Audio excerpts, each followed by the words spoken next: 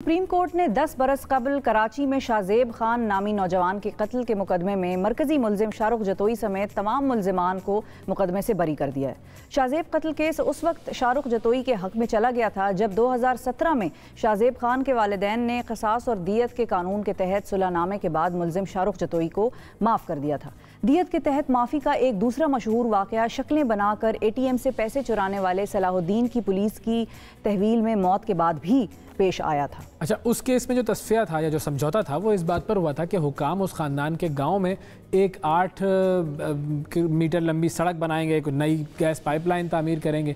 अब कत्ल जैसे संगीन जुर्म में मकतूल के ख़ानदान के पास मुलजिमान को माफ़ करने का हक़ होता है। उन्हें सिर्फ अदालत में जाके इतना कहना होता है कि हम इन्हें खुदा के लिए माफ़ कर देते हैं और इसके एवज़ लवाहिकीन को दियत किसास या खून बहा जो है वो दिया जाता है। और दियत और किसास का जो कानून है वो हकीकत में है क्या, हम उसको समझने की कोशिश करेंगे आज। क्या पाकिस्तान में दियत का कानून ताकतवर के लिए है और क्या उसे जो है वो मिसयूज़ किया जाता है, क्या वो बचने का हथियार बन गया है? इस हवाले से हम बात करेंगे। मुफ्ती मोहम्मद ज़ुबैर साहब हमारे साथ मौजूद हैं। अस्सलाम वालेकुम। ज़ुबैर साहब बहुत शुक्रिया प्रोग्राम में वक्त निकाला। सबसे पहले तो ये जो केस है, इस केस को तो हमने यूँ कह लीजिए कि एग्जाम्पल बनाया है, लेकिन इस तरह के और बहुत सारे वाक़यात हैं जो कि हमारे सामने आते रहते हैं। तो अगर थोड़ा सा हमें ये समझा सकें कि ये जो दियत और किसास का जो ये कानून है, खून बहा का जो ये कानून है, इस्लामी तौर पर ये क्या है और क्या हम पाकिस्तान में इसको सही तरीके से इम्प्लीमेंट कर रहे हैं या इसमें कुछ प्रॉब्लम्स हैं? हाँ। बिस्मिल्लाहिर्रहमानिर्रहीम नहमदुहु व नुसल्ली अला रसूलिहिल करीम अम्मा बाद। सबसे पहले तो ये समझना चाहिए कि जब कोई इंसान किसी को कत्ल करता है, आमदन यानी जानबूझकर कत्ल करता है, तो ऐसी सूरत में सूरह बकरा आयत नंबर 179 में अल्लाह रब्बुल इज़्ज़त ने मकतूल के वरासा को ये बुनियादी तौर पर पहला राइट और इख्तियार दिया है, कत्ल के बदले कत्ल, खून के बदले खून, और जिसने कत्ल किया अब उसकी जान ली जाए, इसको कहा जाता है क़िसास। ये है और आने करीम की तरफ से दिया हुआ मकतूल के वरासा को पहला राइट और पहला हक। ये आयत नंबर 179 में अल्लाह रब्बुल इज़्ज़त ने बयान किया। 178 के अंदर अल्लाह रब्बुल इज़्ज़त ने ये बयान फरमाया कि अगर ये काम मकतूल के वरासा करना चाहते हैं कि अल्लाह ने उनको इख्तियार तो दे दिया और असल राइट तो यही है, बुनियादी तौर पर तो इख्तियार यही है, लेकिन अगर वो माफ़ करना चाहते हैं कातिल को तो वो माफ़ कर सकते हैं, और अगर कोई पैसा या मुआवजा लेकर के माफ़ करना चाहते हैं तो उसका भी इख्तियार है। और ये अल्लाह रब्बुल इज़्ज़त ने इंसानियत पर शफ़क़त के लिए तख़फ़ीफ़ और रहमत का एक कानून बनाया है। इन तीन बातों से जो बात पता चली, सबसे पहले ये खून के बदले खून, दूसरे नंबर पर माफ़ कर देना, तीसरे नंबर पर पैसा ले लेना। एक बात ये ज़हन में रखिए कि दियत जानबूझकर कत्ल के अंदर नहीं होती है। ये हम बार बार लफ्ज इस्तेमाल कर लेते हैं दियत कत्ल खता के अंदर होती है, जानबूझकर कत्ल के अंदर दियत नहीं होती है, सुलह होती है। सुलह का मतलब है कि पैसे लेकर के माफ कर देना। अच्छा, अब इस कानून को समझ लेने के बाद एक और अहम तरीन नुक्ता है, यानी हम अधूरा सच बोलने के आदी हैं और दूसरी कंप्लीट बात नहीं करते। बात मुकम्मल ना करने की वजह से कई सारी खराबियां पेश आती हैं। रेमंड डेविस का वाकया पेश आया, कोयटा में सार्जेंट के कत्ल का वाकया पेश आया, या सलाहुद्दीन वाला मामला पेश आया, या ये अब शाहजेब कत्ल वाला मामला पेश आ रहा है। ऐसे मौके पर हमारे बहुत सारे लिबरल दोस्त आ जाते हैं और बहुत सारे लोग आकर के एतराज करते, पैसे लेकर के माफ कर दिया। ये गलत बात है, असल नुक्ते को समझना चाहिए। नुक्ता ये है कि कातिल और मकतूल जो मोहल्ले में रहते हैं, कहीं इलाके में रहते हैं, कम्युनिटी बिरादरी वाले, उनके खानदानों को तो शरीयत ने ये इख्तियार दिया है मकतूल के वरासा को, लेकिन जब कोई इंसान किसी को कत्ल करता है तो ये दहशतगर्दी भी है, ये हालात को खराब करना भी है, ये रिट ऑफ द गवर्नमेंट को चैलेंज करना भी है, ये माहौल को बिगाड़ना भी है, ये अदालत, रियासत, खिलाफत, हुकूमत वक्त को, उसके माहौल को, उसके हालात को खराब करना है। अब इस सिलसिले में शरीयत ने कहीं पर भी हुकूमत को, अदालत को ये नहीं कह रखा कि जब कोई मकतूल के वरसा किसी को माफ कर दें तो तुम दहशतगर्दी की बुनियाद पर उसका मुआखजा और मुहासबा ना करो, तुम उसको बाकायदा तौर पर गिरफ्तार ना करो, सजा ना दो। ये तो किसी स्कूल ऑफ थॉट ने नहीं कहा, ये कहीं पर भी नहीं कहा, बल्कि शरीयत ये कहती है, शरीयत का ये मुतालबा और डिमांड है कि ठीक है, मकतूल के वरसा को तो शरई तौर पर ये इख्तियार अल्लाह रब्बुल इज़्ज़त ने दे रखा है, अगर वो माफ करना चाहते हैं, ये पैसे लेना चाहते हैं तो ठीक है, ये मामला है। लेकिन इसका क्या मतलब है कि चमचम प्लेट में रखकर मकतूल के वरसा की तरफ से माफी कर देने के बाद कातिल को इस तरीके से आजाद छोड़ दिया जाएगा? कैसे हो सकता है? अब अदालत उसको पकड़े और उसको कहे तुमने चौक पर कत्ल किया, तुमने चौरंगी पर कत्ल किया, तुमने सड़क पर कत्ल किया, तुमने कत्लेआम किया है, तुमने बरसरे बाजार कत्ल किया है, तुमने माहौल को बिगाड़ा है, तुमने टेररिज्म का इर्तिकाब किया, तुमने दहशतगर्दी का इर्तिकाब किया, लिहाजा अब अदालत पकड़ेगी। रिट ऑफ द गवर्नमेंट को चैलेंज करना, इसके अलावा और क्या हो सकता है? सड़क पर कोई किसी को कत्ल कर दे, रमजान के अंदर ऐन अफ्तारी के वक्त में गाड़ी से सार्जेंट को हिट करके मार दिया जाए, तो क्या होगा कि गांव गोट के अगर वो मकतूल के वरसा माफ कर रहे हैं तो इसको आराम से आजादी दे दी जाएगी? हरगिज नहीं। सही बात है। अच्छा मुफ्ती साहब ये भी बताइएगा कि आपने कहा ना कि बात कंप्लीट कर लूं कि अब ऐसी सूरत में गवर्नमेंट का ये मामला है, अदालत का ये मामला है, उसको पकड़ा भी जाए और पकड़ सकते हैं, सजा भी दे और सजा दी जा सकती है। इसको कहते हैं ताजीरी सजा। अब किसास तो नहीं होगा, लेकिन दहशतगर्दी और हालात को खराब करने की वजह से ताजीरात, ताजीरी सजा, अब इसके ऊपर जुर्माना लगाना है, कैद करना है, सजा देना है, वो गवर्नमेंट बार बार कर सकती है, शरीयत ने उसको इख्तियार दिया है। लिहाजा वो जो एक मोहल्ले कम्युनिटी के अंदर मकतूल के वरसा को एक इख्तियार दिया गया था, उसकी बुनियाद पर आकर के ये एतराज कर लेना कि जनाब अली अब उसको बिल्कुल मिठाई खिला करके आजादी दे दी जाएगी, वो बरसरे बाजार कत्ल करे, विक्ट्री का निशान बनाए और आजाद हो जाए, रेमंड डेविड की तरफ से लाहौर की सड़क पर कत्ले आम किया जाए और फिर उसको कहा पैसे वगैरह लेकर वीआईपी प्रोटोकॉल के साथ जहाज में सवार करके भेज दिया जाए। ये कहां इस्लाम ने कहा है? ये कहां शरीयत ने कह रखा है? ये शरीयत की हरगिज़ तालीम नहीं है। अब अदालत पकड़े, और मैं आपसे कहना चाहता हूं असल नुक्ते की तरफ हम आते नहीं। It is pure genuine court law and court system failure. ये हमारा कोर्ट सिस्टम का फेलियर है।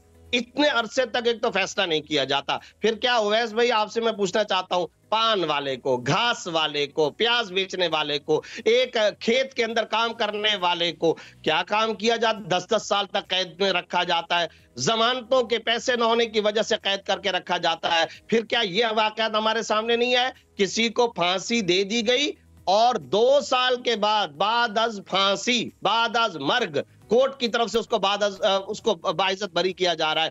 तो ये हमारा अदालती सिस्टम फरसूदा है, हमारा अदलिया का जस्टिस सिस्टम इंतहाई नाकारा हो चुका है। इस नुक्ते की तरफ आना चाहिए। और इस शाहजेब वाले कत्ल के मामले के अंदर भी सरकार ने कोई दिलचस्पी नहीं ली है, कोर्ट ने, अदालत ने, हुकूमत ने, अटॉर्नी जनरल कोई दिलचस्पी नहीं ली है कि भाई दहशतगर्दी का इर्तिकाब हुआ, इस दहशतगर्दी पर उसको पकड़ा जाए। कोई किसी किस्म का मामला नहीं हुआ। अब अगर वो खुदाई रहमत का खानदानों के हवाले से कम्युनिटी बिरादरी को कोई कानून है, उसको हम यहाँ पर कहां से अंडर डिबेट ला सकते हैं? अदालत क्यों नहीं नोटिस लेती? हुकूमत इस दहशतगर्दी के ऊपर क्यों मुआखजा नहीं करती? करे, शरीयत ने तो उसको बाकायदा तरगीब दे रखी है। ये है असल नुक्ता। इस नुक्ते की तरफ कोई ठीक है। मुफ्ती साहब अब एक और क्लैरिफिकेशन चाहिए, और ये बेसिकली मुझे लगता है सवाल ज़्यादा मैंने उसको वाइड कर दिया है कि किसास का मतलब खून के बदले खून है, ये आपने हमें बताया और ज़ाहिर हम जानते भी हैं। तो क्या अदालत अगर किसी को उम्र कैद की सज़ा दे दे और वो कातिल हो और उसकी फैमिली वाले या उसके घर वाले ये डिमांड कर रहे हो अदालत से कि नहीं भाई हमें खून बहा चाहिए, और अदालत कहे कि नहीं हम इसको जो भी दफात लगती हैं उनके मुताबिक ये जो है सिर्फ उम्र कैद इस पर लग सकती है, तो क्या ये इस्लाम के इस कानून की रूह के खिलाफ जाएगी बात? देखिए सबसे पहली बात तो ये है, ज़हन के अंदर रखना चाहिए कि जब कोई किसी को कत्ल करता है तो मैंने आपको बताया कि मकतूल के वरसा को 3 इख्तियार आते हैं। कत्ल के बदले कत्ल, जान के बदले जान। दूसरा इख्तियार है माफ कर देना बगैर किसी पैसे और मुआवजे के। वो अल्लाह के यहाँ अपना दर्जा पाना चाहते हैं, बिल्कुल ठीक, वो अगर माफ करना चाहते हैं, मकतूल के वरसा का एक राइट है, वो करना चाहें कर सकते हैं। तीसरे नंबर पर अगर वो पैसे लेकर के सुलह करना चाहते हैं और मुआवजा लेकर के सुलह करना चाहते हैं, कर सकते हैं। लेकिन ये नहीं काम किया जा सकता कि कोई शख्स ये कहे कि उम्र कैद दे दो। उम्र कैद का कोई इख्तियार नहीं होगा। हाँ, उम्र कैद दे सकते हैं। जी, उम्र कैद का आपने क्या फरमाया, दोबारा बताइएगा, आवाज थोड़ी सी। उम्र कैद करवाने का मकतूल के वरसा को कोई इख्तियार शरई तौर पर नहीं है। उम्र कैद दहशतगर्दी की बुनियाद पर कोर्ट और अदालत और हुकूमत देना चाहे तो वो कर सकती है, मगर मकतूल के वरसा उसका मुतालबा नहीं कर सकते। मकतूल के वरसा को यही 3 इख्तियारात हैं, माफ कर देना, पैसा लेना या फिर कत्ल के बदले कत्ल। बिल्कुल ठीक है। अच्छा, अब इसके अंदर एक और चीज़ मैं पूछना चाहूँगा, वो ये कि जब बात होती है इस कानून की कि जी इस्लाम ने मकतूल के वरसा को ये 3 इख्तियारात दिए हैं, तो क्या इसके अंदर उनके स्टेटस को भी मद्देनज़र रखा जाता है, या कोई भी शख्स किसी को भी कत्ल करे तो दोनों पार्टीज़ जो है उनमें ये इख्तियार आ जाता है कि जी ये या तो आप माफ़ कर दें या उसको जो है वो कत्ल कर दें या पैसे ले लें? क्योंकि अक्सर औकात ये भी होता है कि जिसके पास पावर होती है और जिसके पास पैसा होता है वो डरा धमका कर माफ़ करवा लेता है या वो पैसे लेने पर मजबूर कर देता है। यही तो बात वैसे भाई मैं अर्ज करना चाह रहा था, बिल्कुल आपने सही बात की, दैट इज अ पॉइंट। असल नुक्ता यही है कि ये जो शरीयत ने मकतूल के वरसा को इख्तियार दिया है, ये मुकम्मल फ्रीडम और आजादी के साथ है। जबर का इसमें कोई दखल नहीं होगा, प्रेशर का दखल नहीं होगा, कम्युनिटी बिरादरी की तरफ से जोर का कोई दखल नहीं होगा, हुकूमत का कोई दखल नहीं होगा। देखिए मैं आपको बताऊं, कोर्ट सिस्टम या अदालती या हमारे हुकूमती निजाम का फेलियर कहाँ है। जब कोई किसी को कत्ल करता है तो हुकूमत इस तरफ ना आए कि मकतूल के वरसा को कहे पैसे ले लो माफ कर दो ना, हुकूमत तो इस बात पर डंडा उठाए कि अब इसने कत्ल किया, ये कातिल है, हम इसके बदले में इसको कत्ल करेंगे। हुकूमत कत्ल करने की तरफ जाए, और यही 179 आयत नंबर सूरह बकरा के अंदर अल्लाह ने हुक्म दे रखा है, अदालत इसी पर एक्टिव होगी। ये एक अलग बात है कि मकतूल के वरसा अपने तौर पर अगर वो करना चाहें, माफ करना चाहें या पैसे लेना चाहें तो कर सकते हैं। अब हमारे यहाँ क्या है, प्रेशर डाला जाता है, इसका तो इस्लाम के अंदर कोई तसव्वुर नहीं है। इस जबर किया जाता है, लालच दी जाती है। अच्छा, इसी तरीके से ये कहा गया फलां काम कर लो, फलां काम कर, इन चीजों का हुकूमती सरकारी जबर तशद्दुद, इस तरीके से अंडर प्रेशर करना, उनको धमकाना और अपना वडेराइज्म और फ्यूडलिज्म की बुनियाद पर उनको, इसका इस्लाम के साथ शरीयत के साथ कोई ताल्लुक नहीं। मुकम्मल आजादी है अगर मकतूल के वरसा इनमें से किसी इख्तियार को चूज करना चाहें। और जब उन्होंने इख्तियार को चूज कर भी लिया तब भी याद रखें, क्या विक्ट्री का निशान बनाने वाला कातिल या सड़क पर हिट करने वाला, नौजवानों को कत्ल करने वाला या सार्जेंट को रोजे की हालत के अंदर कत्ल करने वाला, अदालत और हुकूमत उसको आराम से छोड़ दे? यानी दो जुराइम हुए, एक इंडिविजुअल के हवाले से जुर्म किया गया और एक स्टेट के हवाले से जुर्म किया गया। तो अगर इंडिविजुअल माफ भी कर देता है तो स्टेट जो है उसका जो जुर्म है वो तो रहेगा और उसकी सजा स्टेट दे सकती है। बिल्कुल दे सकती है। किसी भी कत्ल में दो किस्म के जराइम शामिल होते हैं, एक वो बंदा जो कत्ल हुआ उसके खानदान का एक बहुत बड़ा जुर्म हुआ और खानदान को लॉस पहुंचा, दूसरा स्टेट का, रेट ऑफ द गवर्नमेंट का, एक इस्लामी हुकूमत का, रियासत का, ये जुर्म हुआ है। पहला जुर्म मकतूल के वरसा माफ कर सकते हैं, दूसरा जुर्म पकड़े उसके ऊपर अदालत, उसके ऊपर हुकूमत एक्टिव हो और उसमें कोर्ट सिस्टम सफाल हो और उसको पकड़े ताकि इनको इबरतनाक सजाएं मिले, आइंदा इस तरह की हरकतें ना हो। हम खलते मबस कर देते हैं, हर वक्त ऐसे मौके पर ये कानून अंडर डिबेट लेकर के आ जाते हैं और हम इसका मफहूम ये समझते हैं कि बस चूंकि मकतूल के वरसा ने माफ किया लिहाजा बिल्कुल मिठाई खिलाकर आजादी के साथ इसको छोड़ दिया जाए, इसका शरीयत से कोई ताल्लुक नहीं है। बिल्कुल सही है। और एक आखिरी चीज मुफ्ती साहब के, मैंने एक शख्स को सुना, बड़ा वो रो रहा था, उसका भी भाई मारा गया था और उसको भी इंसाफ कहीं से नहीं मिला, वो एड़ियां रगड़ रगड़ के खुद भी बंदा मर गया। उसने आखिर में ये कहा कि हजरत अली करमल्लाह वजह ने कहा था कुफर का निजाम तो चल सकता है लेकिन जुल्म का नहीं चल सकता। तो ये जुल्म का निजाम कब खत्म होगा? जब हमारे हजरत अली करमल्लाह वजह ने बात कर दी थी। तो इस पे आपका क्या टेक है?